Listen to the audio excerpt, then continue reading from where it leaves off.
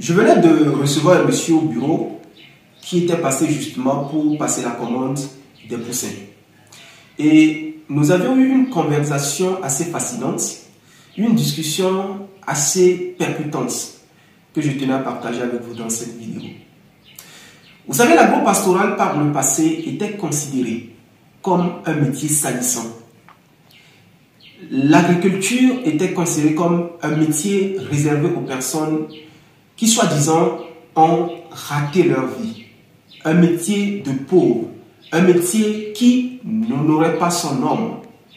À l'époque, lorsqu'on était enfant, lorsqu'il arrivait, qu'on nous demandait à l'école que font vos parents, on était très impressionnés lorsque certains enfants disaient que mon père ou ma mère est cadre, est infirmier, médecin, militaire, préfet, ministre. On était très impressionnés.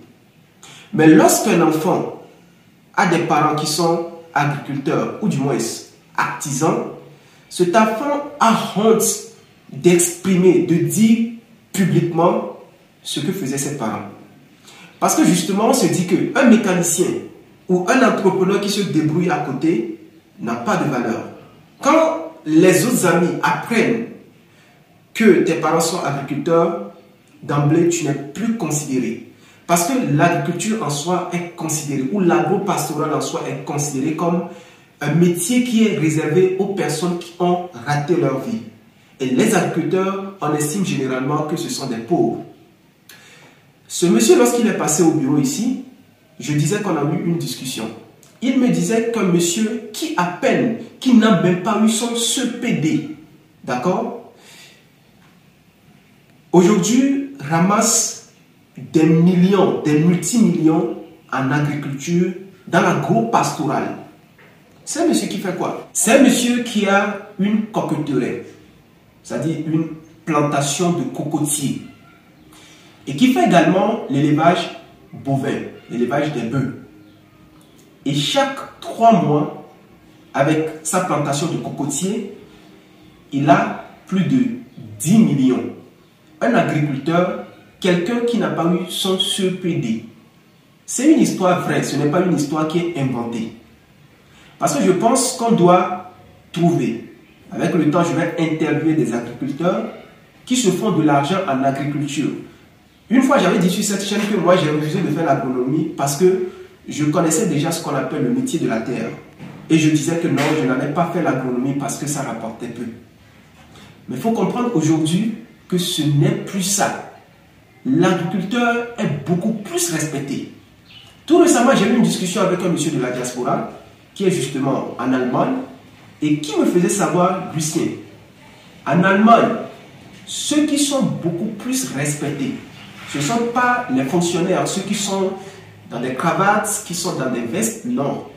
Mais c'est plutôt les agriculteurs, les artisans, les entrepreneurs, les personnes qui peuvent rentrer dans des bureaux, justement, qui ne sont pas bien habillés, qui sont habillés décemment. Mais en Afrique, avant que tu ne sois respecté, tu dois être dans des vestes bien cravatées. Là, on saura sincèrement que tu es justement riche, bien que tu as de l'argent. Et ce monsieur qui me disait ça, le premier jour qu'on s'est rencontrés, on discutait en ligne, le premier jour qu'on s'est rencontrés, c'était dans une banque. Moi, je ne connaissais pas le monsieur en face. Le premier jour, il était là, j'étais aussi, c'était justement pour faire une transaction. Il était venu, il était devant moi. Moi, je ne l'ai jamais vu. Il était habillé décemment. Il n'avait pas de costume, il n'était pas cravaté.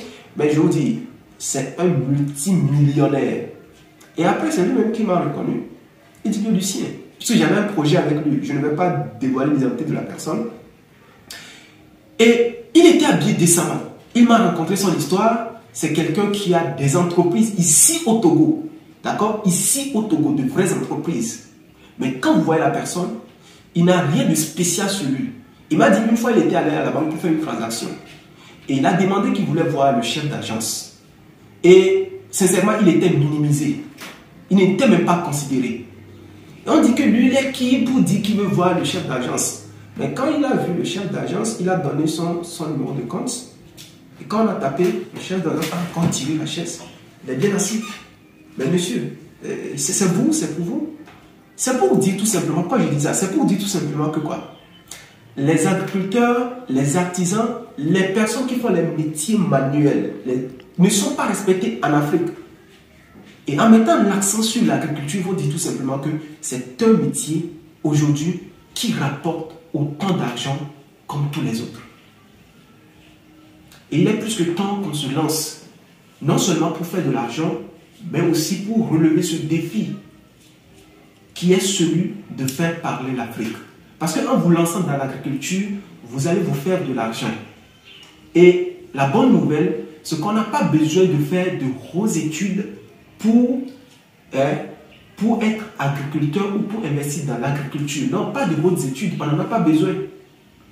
Et le monsieur qui fait les 10 millions avec sa cocoterie, et je vous disais qu'il faisait aussi l'élevage bovin. Il a un fils qui a fait des études et dont le fils est ami du monsieur qui est passé au bureau aussi pour faire la commande. Et le fils de l'agriculteur ou de ce monsieur qui n'a pas eu son CPD conseillait au monsieur qui est venu pour faire la commande, au fils du monsieur qui est venu pour faire la commande, de ne pas se fier aux études. Et là, je ne veux pas dire que les études ne sont pas importantes. Non, pas du tout. Donc, le fils de l'agriculteur conseille au fils du monsieur qui est passé ici, qui ne se fie pas trop aux études, parce que c'est quelqu'un, le fils en question, il voulait voyager, le fils du monsieur voulait voyager, aller à l'Europe, aller continuer ses études. Il disait non, de faire une transition dans l'agriculture, parce qu'il a vu comment son papa gagne de l'argent. Et c'est le fils en question, après ses études, qui prend soin des troupeaux, des investissements agricoles de son papa. Et c'est quelqu'un qui peut voyager comme il veut. Je parle bien sûr du fils de l'agriculteur, qui voyage comme il veut.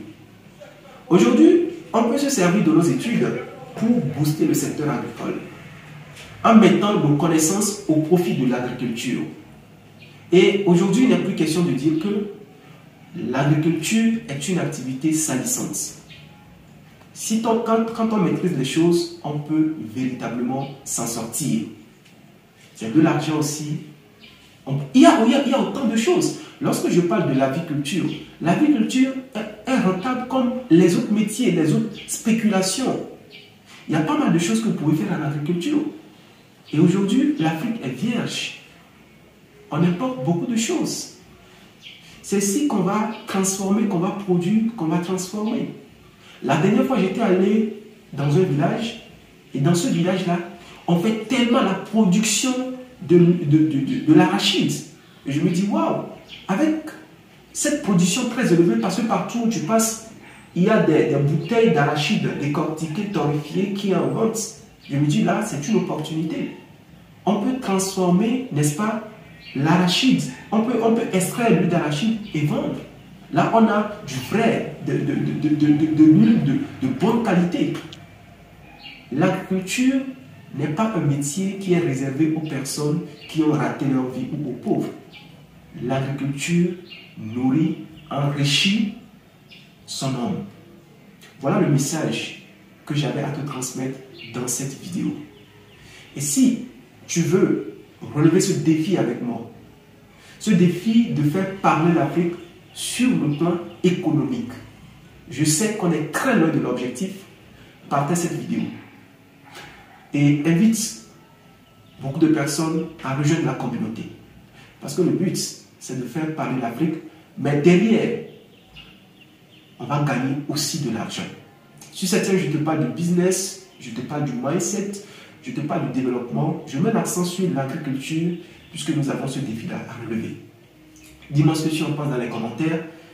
Et d'ici là, je te dis à très bientôt dans une prochaine vidéo. Si vous voulez vous lancer dans l'agriculture, vous voulez un accompagnement, vous voulez une formation, vous voulez acheter les terres agricoles ou les terres ruraux, nous sommes là, nous allons vous accompagner de la plus bonne des manières.